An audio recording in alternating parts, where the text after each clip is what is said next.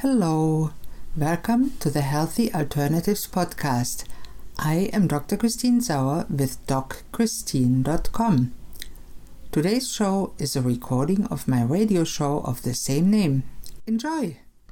Good afternoon, this is Dr. Christine Sauer, your host of the show Healthy Alternatives, here on 97.5 CIOE FM with live stream at communityradio.ca every Thursday at 12 noon Atlantic Standard Time. Thanks for tuning in today. In this show, I will talk, mostly with guests, about all aspects of health, healthcare and wellness, from conventional to alternative and everything in between. My mission for this radio show is to help change people's lives for the better by informing them about different options to get and stay healthy and well, so they can choose for themselves which option might work in their place. And if you feel you are stuck in a dark place, I want to tell you, don't give up. There is a light at the end of the tunnel for you too. Today I'm extremely pleased to be again with Cheryl Nickerson and Krista Bieler. Thanks for being back, ladies. Thank you for having us. Now, Cheryl, you're the site supervisor for the Continuing Care Assistance Program, the CCA program, which has nothing to do with taxes. And Krista is the CEO of Dykeland Lodge, which many people will know is a long-term care facility in Windsor, Nova Scotia.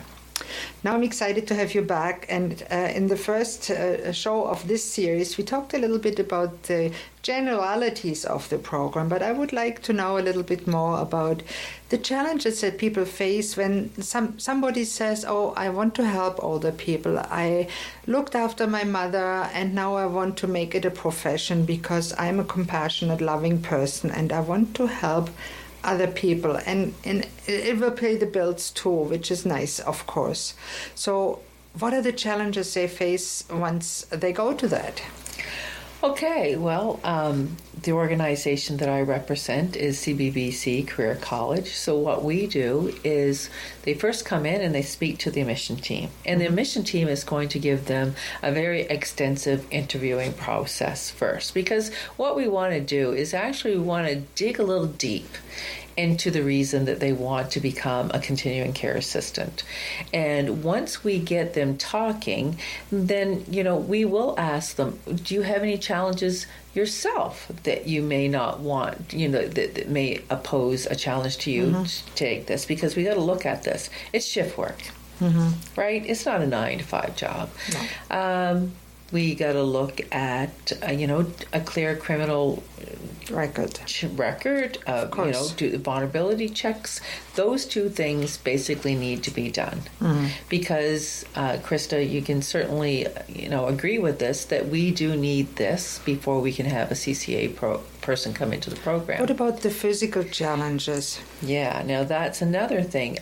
Physically, there's a lot of physical work because we are moving, lifting, transferring back and forth, but we do have a great program that provides support, which is the body mechanics. We have PACE that we use that's supported by awareness. We have that program. But there is a lot of physical challenges to that. So you need to look at yourself and say, can I lift? Can I push? Can I pull? Do I already have a really bad back? Maybe it's not the right profession. Exactly, and that's something that you really need to take a look at yourself medically, speak to your doctor to see if that's something, because when you go into this profession and one wrong move will put your back out for sure. But what we try to do in the program to avoid all that is we provide extensive training with the physiotherapist that we have that comes in and teaches. We have instructors that teach the body mechanics. We have the physiotherapists that come in and teach the body mechanics. We put them through a whole process of training and testing prior to them even going on the floors. So they actually learn how to lift, so they don't hurt themselves, don't hurt their back, and to use all those assistive devices that are available. Because I know for the bathtub there's lifts, and for sometimes in the wheelchair you have a slider where you can just slide the person over instead and of transfer lifting. belts. Yes. We actually teach them how to use those properly. Excellent. And how to take someone in and out of a wheelchair and use walkers, and properly which side to be on the walker with the residents or the client. So there's so many things that we do that we let them know those things so that they are better mentally and physically prepared before they go into the program. That's important. Or when a resident falls, that they don't try by themselves to lift them right up. That is a big no-no. Two-person transfers. Yeah, sorry, two-person transfers. Sorry. It is, and Cheryl's very right in everything that she's saying, and those are things that at the very beginning and through the course are offered, but we do refreshers annually, and awareness has been a great support to us. We have the PACE program on board, and we have an eSurge learning program and other in-class programs that we do annually to help with the body mechanics piece. We don't want to have all these fabulous people, have them come in and then not refresh their memory.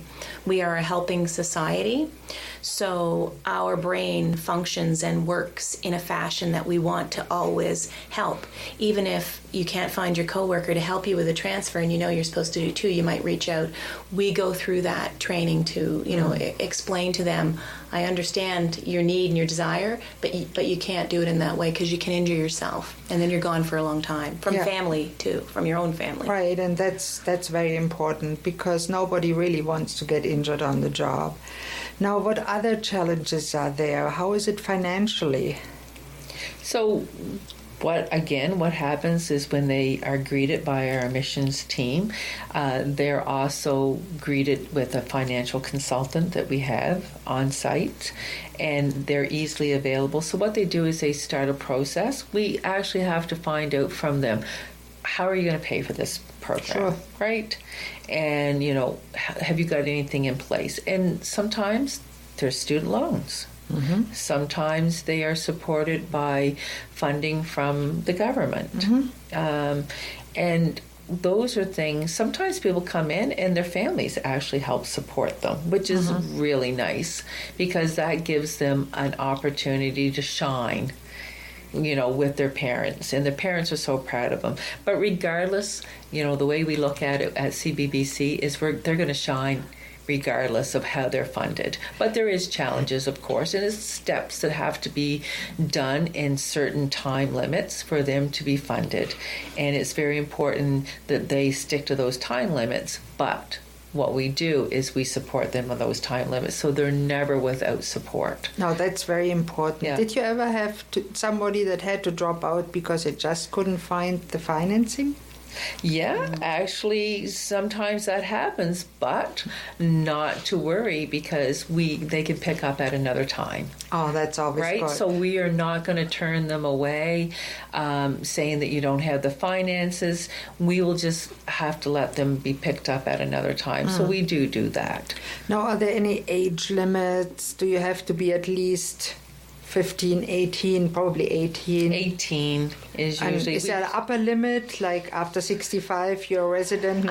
I will tell you something, Christine. I have worked with continuing care assistants who I know one right now. She's 76 years old. Oh my God, yeah, that's so wonderful. And she is sprier than most of the others. And we have them at 18 years old into the course. So, I mean, I guess, Krista, we both agree there's no age limit. There's no age limit, and everybody, people do try to put a number on that. But you can look at somebody who is 50 years old, and you can look at another person who's 50 years old, and they can be immensely different. A world apart, So really, it's about that piece and what your physical limitations are, and knowing how to take care of yourself.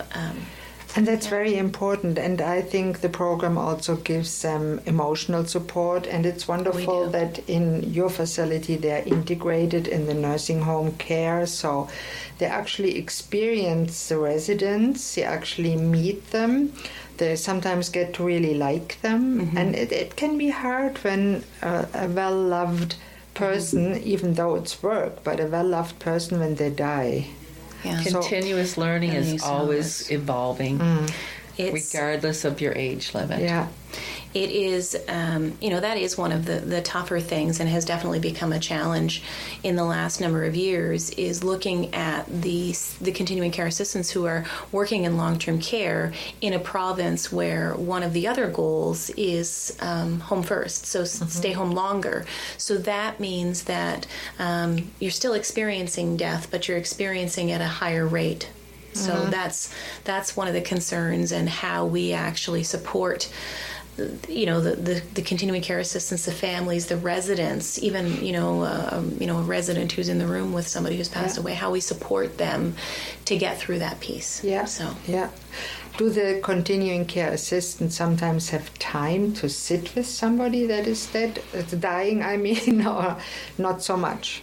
Because I know there's restraints, a lot of restraints. So I know that there are a lot of things going on in the sector right now. There was a panel report that came out last year. It was a long-term care panel report from experts in the field, and one of the recommendations was to bring on board resident care assistants, and I won't say a layer of healthcare, but someone that would support those CCAs, so that the CCAs may have time, or someone might have time to hold hands. And that sometimes is important when a resident doesn't have any relatives and is totally by themselves, and that can be a big support, and that's a wonderful initiative. Now, to the statistics, how long on average is a resident nowadays in a long-term home after they come from home care? Well, I used to say that it was 2 years, but I would say now it's veering close to a year in our facility. I would say the average, it's close to a year before they pass, maybe a year and a half. I think in the province it's a little more than that. Yeah. But I think we prepare the students to know that they're going to be in a long-term care facility, or it could be home care, wherever they decide to work. But, getting attached to them, they find that they get attached really easily to the residents. But there is a time when there's an end date. They have to let go, and they have to build their boundaries so they don't get hurt every time again. And that's a challenge. It is. I think that's a challenge, because they put their heart and soul, they're caring, they're compassionate, they're kind, they want to help, and sometimes they feel helpless. And those are some of the things that we talk about in the program and try to prepare them. But, it's not easy. You can't prepare people for death. It always involves a personal growth, which also is an opportunity of that profession, because you do get so many opportunities for personal growth that you won't get when you are on the conveyor belt putting together car parts. Very different. Yeah, and this is where the program actually excels, is it gives them an opportunity to prepare. And then when we're partnering, it's like we had talked about earlier, they're actually in the day in the life. It's surrounded by them. They are actually surrounded by amazing people that are doing a great job, and they feel comfortable. So when they do need to reach out, they do have people to reach out to. No, that's wonderful. And that's a good place to end the first half of today's broadcast here on 97.5 CIOE FM Community Radio. Please tune in after the commercial break for more about continuing care assistance.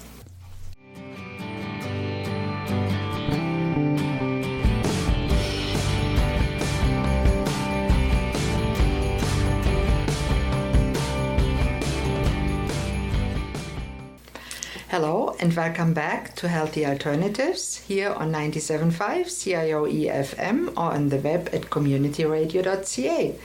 I'm your host, Dr. Christine Sauer, and today I'm talking with Cheryl Nickerson and Krista Bieler about long-term care. And in the first half, we talked about the challenges, and one of the challenges was the support and the mental support, and you wanted to say something to that, Krista, which was very valuable. Go for it.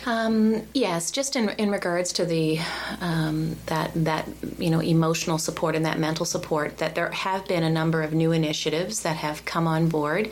One from it's called the Healthy Minds, and it was put on by the province of Nova Scotia, or supported by the province of Nova Scotia. Debbie Stewart, fabulous facilitator, she offered that, and we were part of a pilot project that went forward, and this was something that was really valuable and very supportive, and really helped, I think, to put a thermometer in front of our employees and let them know what are the risk factors that you need to look for before you get to that place where you might suffer from a caregiver burnout situation, whereas you've just had so many decisions to make and so much continuous work on you that you can't function properly anymore.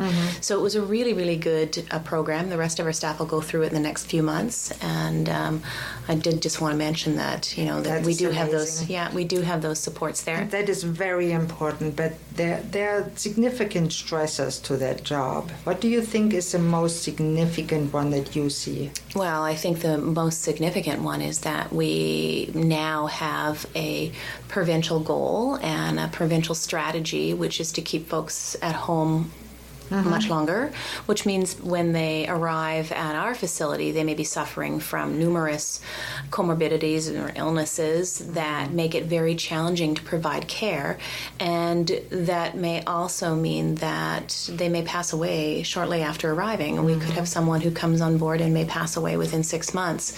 Within that time, you know, it's, for lack of a better word, it's almost like Groundhog Day, where you're being compassionate, you're loving, you're forming a bond with a resident. The resident passes away, you grieve, and we grieve on the units. That's another piece that we provide for them, because we see that increase, that death increase and that exposure increase. We give the staff an opportunity to write their own condolences and write their own sympathy cards to the family. So those are put on the units on top of, it's nice to get a card from management, but it's much more personal to have it done that way, and very helpful for the staff who are grieving as well as the family. And I can definitely see that, and that would help a lot, and it's great that you have it. But I think it's also a challenge when you get people later in the stages when they need more care. You really need a higher ratio of CCA assistants to residents, don't you? Well, yes. It's true. Yes, I would say if we looked at our ratio from 10, 15 years ago, it's the same ratio. So, you know, I do believe that, you know, we have a province that is now looking into some of the challenges in long-term care, and I do think that there are some fabulous things that are happening. One of those things I'm hoping will be the compensation piece and the ratios, so that they're I guess looking at it, if everybody in your facility is close to palliative or close to end of life, then that means that your ratio changes a little bit. So it's not the same for everybody. So that sounds like a good initiative. Now let's talk a little bit about home care, because many people don't know that continuing care assistants also can provide home care, and that has its own unique challenges. And both you ladies have worked in that area and know it very well. Yes. Tell me a little bit about that. In my past career as managing a home care agency, there is some challenges, and you need to work alone. So you are actually in charge of your day. So you go in, you don't have the support that you would have in a long-term care facility. But at the same time, working as a CCA in home care is very valuable, because they get the opportunity to support not only the person that they're taking care of, but they support the husbands, they support the wives, the spouses, partners. And you need to be able to know how to work alone, and you need to know when to reach out. And you don't have your supervisor that's next to you, but there's a different type of person that can do that. And I remember I call her my Canadian mom, that I looked after the lady. In the beginning, she got home care, and she was more or less by herself. Nobody really was looking after her but myself and underneath of hers a little bit. And the CCAs that came every day was her main contact. They came twice a day, did personal care, helped her with the meals, and it was wonderful. And she really enjoyed talking to those nice ladies and men, and it was wonderful. So it is a rewarding job on that side because you know you're doing an essential service. And it's a special, I think that because you're doing one-on-one versus being in a unit where you could have a multitude, your eyeballs are looking every which way, and you can have, 8 people that you're monitoring. It is even more intimate, and it is very special, but there is that piece of, sometimes that loneliness piece because you're empowered to make all those decisions yourself. Only when you get to a place when you're troubled are you then calling for a supervisor to assist you with a decision. But it also is a very special calling, and it's something that can sometimes be a little less demanding on the physical standpoint based on the clients because you are doing one-on-one. So they can put you with someone who's only looking for comfort care or meals, or someone who's And you get to see the whole family dynamics. You get to see the whole picture when and you you're in see home how care. they are, and when you help them prepare meal, you learn what they actually can do themselves and what they can. And it can be rewarding to all sides. So it's another aspect of CCAs, I think, that we shouldn't forget, because it's a very important part of the healthcare system to have people that are able to go out, do the work by themselves. And how do you teach them to ask for help when they need it? Well, that can be a difficult question, and I'll try to answer it the best I can, because you need to be able to identify within yourself when you need help. And some people will. I think that I had this conversation with the person that I report to, and she did say to me, she said, it's really nice to hear when you ask for help. And that has stuck with me, and I think that since I've been told that, it's a good lesson that when you ask for help, it's always there for you. It's a challenge when you don't ask for help. Right. And so we try to teach them to reach out before things are triggering, before you start. That is important, and especially in the helping professions, many people hesitate. I know it from my own career being a doctor. I always thought, physician, heal yourself, you don't ask for help. And I had to be suicidal before I had the courage to actually ask for help, and it was the most difficult thing I ever done in my life. Got to recognize the triggers. Yes, go recognize the triggers. Don't wait until you're burned out to ask for help, because there's people there that love to help you, even as if you need help as a helper. And that's like I want to try to tell you is that if you have a supervisor that you're reporting to, at least let someone know that you're feeling uncomfortable, you're not feeling just right. And if you can get that out of your mouth, that's the first step. Yes. And that's what we try to teach the students, is to be aware of yourself, be aware of your surroundings, and it's okay to let someone know that you need help. Now, before we wrap up this show, please share how can potential students that are interested in this amazing opportunity to help people have personal growth and have a very satisfying career, how can they get in touch with you to become students? Well, Dr. Christine, I have an awesome answer for that. I'm sure you do. I'm here to tell you that CBBC Career College at 45 Alderney Drive in Dartmouth, Suite 100, has an amazing website, and you can go and Google us. You can do whatever you need to do to get some information, but it's called getaccajob.com. It's kind of catchy, don't you think? It is very catchy. Love it. I love it. CCAjob.com. Just get us. At Dykeland Lodge. So, In Dykeland Lodge. Just kidding. so by all means, get that job. Get a CCAjob.com. And that brings me to the end of today's show. Thank you so much, Cheryl and Krista, for being with me today and sharing the amazing profession of a CCA. I hope it encourages people to get in touch with you and get a CCA job. And if you by any means can forget that website, which I doubt you will, please don't hesitate to contact me with any questions, thoughts, comments, or suggestions. My email here is christine@communityradio.ca, or you can contact me through my website, which is docchristine.com. And I'm always grateful for feedback. I also want to extend a special thank you to today's producer, Ron Goyash and Cole Carew. You're the best, guys! You might not know this, but this is a volunteer-run non-profit radio station. And we even have an art gallery. If you're local and you'd like to drop in, we're at 11 Glendale Avenue, Lower Sackville, Nova Scotia. Thank you all for listening to Healthy Alternatives. I'm your host, Dr. Christine Sauer. Tune in next Thursday at noon on 97.5 CIOE FM Community Radio with live stream on communityradio.ca for the next episode. Goodbye and have a great day.